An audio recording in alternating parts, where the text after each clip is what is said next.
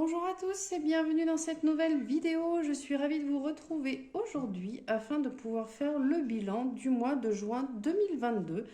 Voir un petit peu en fonction de ce mois ce qui a pu être fait, si j'ai pu faire des économies ou pas. Donc à savoir que ce mois-ci est un petit peu lourd au niveau des sorties d'argent, comme on avait pu voir en fait, voir une petite idée déjà le mois dernier, lorsqu'on avait fait le bilan. Je vous avais dit que j'avais l'assurance maison qui sortait là, donc qui est sortie au mois de juin, et j'ai aussi eu du coup l'eau, c'était pas prévu au mois de juin, mais du coup bah, c'est sorti. J'ai eu la facture un peu plus en avance. Donc il a fallu que je la sorte également début juin. Donc forcément, ça a été un gros mois assez chargé. J'ai dû avoir aussi des frais de santé parce que je suis allée voir l'ostéopathe pour mon fils et également pour moi-même. J'ai également fait reprendre cette bague parce qu'elle était cassée ici, et donc du coup voilà, j'en ai eu pour 90 euros également. Et après voilà, toutes les petites dépenses habituelles qu'on a pu avoir. Donc du coup, voilà, le mois était un petit peu chargé, donc on va voir tout ça ensemble. J'ai déjà filmé la vidéo 2 fois, mais c'est un peu compliqué. Je sais pas ce que fait mon téléphone à chaque fois. Je suis pas dans le bon format, et donc du coup, je suis obligée de recommencer. Je vais pas refaire tous les calculs avec vous comme j'ai pu faire dans la première vidéo. Donc du coup, ils sont déjà faits. On aura le résultat final, quoi. C'est pas grave. Le résultat sera le même dans tous les cas. Donc, comme d'habitude, je récapitule donc en fin de compte mes rentrées d'argent, les mettant ici, tout ce qui est fixe. Je mets également tout ce qui est sortie d'argent fixe ici. Donc là, j'ai une augmentation du loyer qui a commencé à avoir un premier impact sur le mois de juin et qui va être définitif sur le mois de juillet, parce que là, il est lissé sur 3 semaines, alors que sur les autres mois, ce sera sur le mois complet. Ici, on retrouve également mon épargne que je mets de côté tous les mois, que ce soit donc du coup tout ce que j'ai, les factures à l'année que je viens du coup mensualiser ici. Donc on m'a posé la question, si j'ai pas de facture qui tombe une fois par an, comment je fais? Eh bien tout simplement, cette ligne-ci, l'épargne mensuelle numéro 1, vous n'en tenez pas compte si toutes vos factures sont mensualisées. Celle-ci n'a pas lieu d'être. Donc du coup, vous la barrez et vous faites 100, tout simplement. Après également, j'ai l'assurance vie, l'assurance épargne logement, l'assurance PEA, et l'épargne pardon, PEA également. Donc tout ceci, ça m'a fait donc un total de 336,66 € déjà d'épargné d'office.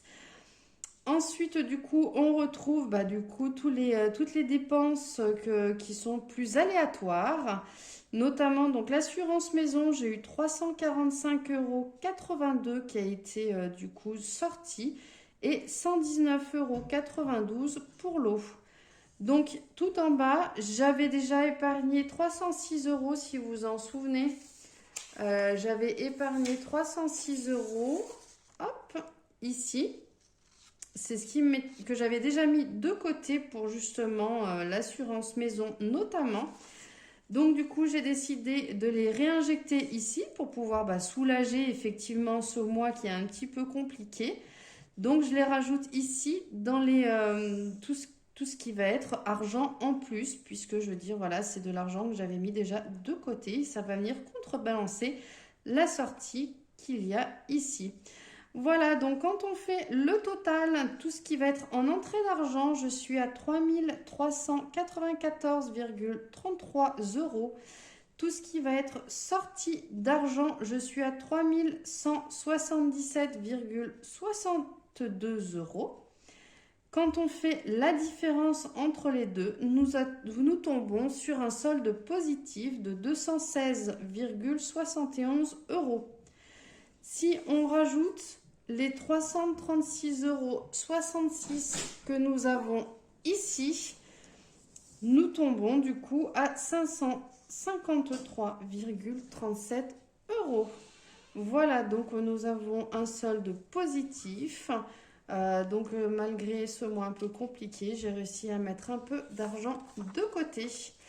Donc concernant tout ce qui va être un peu budget courses, donc là je suis à peu près à 425 euros pour le mois, sachant que là j'ai déjà fait l'achat pour la première quinzaine, donc à peu près de 75 euros. Donc je suis à peu près à 350 pour le mois de juin, donc c'est parfait. Au niveau de l'essence, à peu près à 91 euros. Les sorties, on n'a pas fait spécialement de sorties. Alors, du coup, ça va être plus pris dans les divers pour la simple et bonne raison qu'on a eu les achats de brioches, ce genre de choses. J'ai la famille qui s'est joint et qui a participé. Donc, c'est moi qui ai payé la totalité. Et après, on m'a donné du coup en liquide, en monnaie. Et du coup, j'ai payé. Voilà, on a fait fête de la musique, on a fait la kermesse. Du coup, c'est passé directement en liquide et ça transite pas du tout au niveau de l'argent. Bah oui, c'est le retour en liquide. Donc voilà, j'ai eu à peu près 515 euros de sortie au niveau tout ce qui va être frais annexes, hein. Ça peut sembler énorme, mais pas tant que ça parce que finalement, on a eu quand même pas mal au niveau des médecins et autres. On a eu pas mal de petites sorties diverses. La jardinerie, voilà, donc il y a eu pas mal de petits achats comme ça. Au niveau des enfants, j'en ai eu pour 104,50 € et par rapport aux 400 euros de pension alimentaire, donc du coup ça nous fait une différence de 295,50 €. Donc j'ai arrondi et du coup, comme j'ai deux enfants, ça fait 148 euros à rebasculer sur les comptes de chaque enfant. Donc au départ, j'avais prévu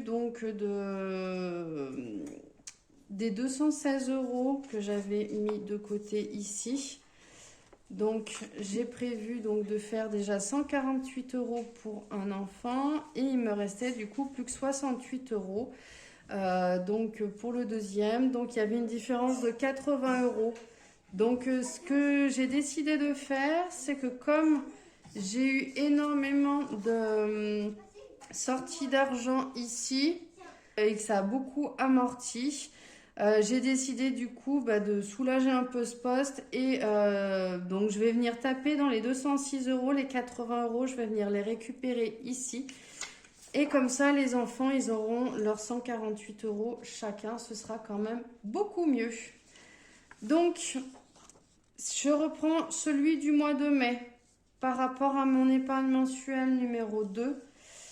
Donc là, rien de changé. Je vais au niveau des vacances avoir 265,44 €. Au niveau des cadeaux, 10 euros. Au niveau de l'épargne de la pension alimentaire, du coup, je vais rajouter ici 148 euros pour chaque enfant. Donc du coup, ça va passer de 474 euros à 622 euros. Voilà, et le reste, c'est inchangé. Donc on est à 29,42 €. Voilà, donc une fois que j'ai fait tous les totaux, du coup, ça me donne 1548,86 €. Et donc, quand on regarde l'épargne mensuelle numéro 1, donc nous avions 306 euros le mois dernier que j'ai réinjecté ici. Donc là, je les retire. Et là, quand je retire des 206 euros, les 80 euros que j'ai réinjectés ici pour les enfants, il me reste 126 euros.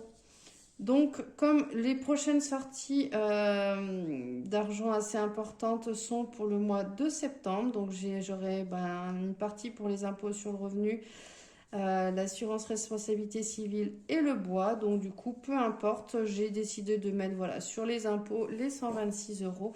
Elles seront déjà cagnotées. Il me restera le mois de juillet et le mois d'août pour venir du coup réinjecter le restant qu'il me faut.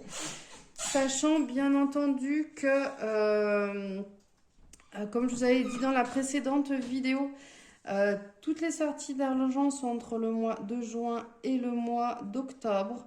Bien entendu, tout cet argent, il est déjà budgétisé depuis plus d'un an, hein, depuis une bonne année.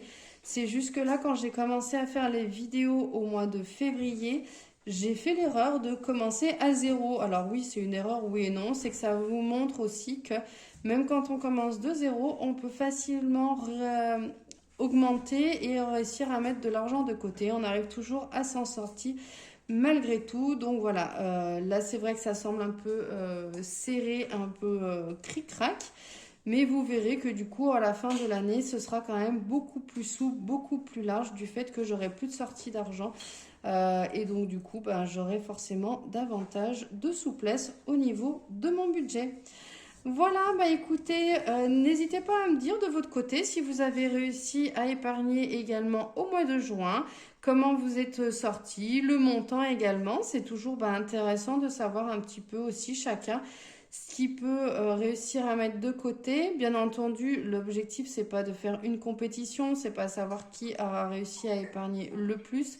Mais c'est tout simplement, voilà, celui qui arrive à épargner ne serait-ce que 10, 15, 20 euros, bah c'est super, c'est génial.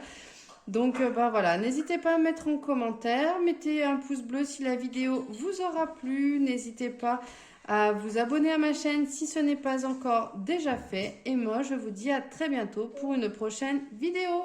Ciao, bye bye!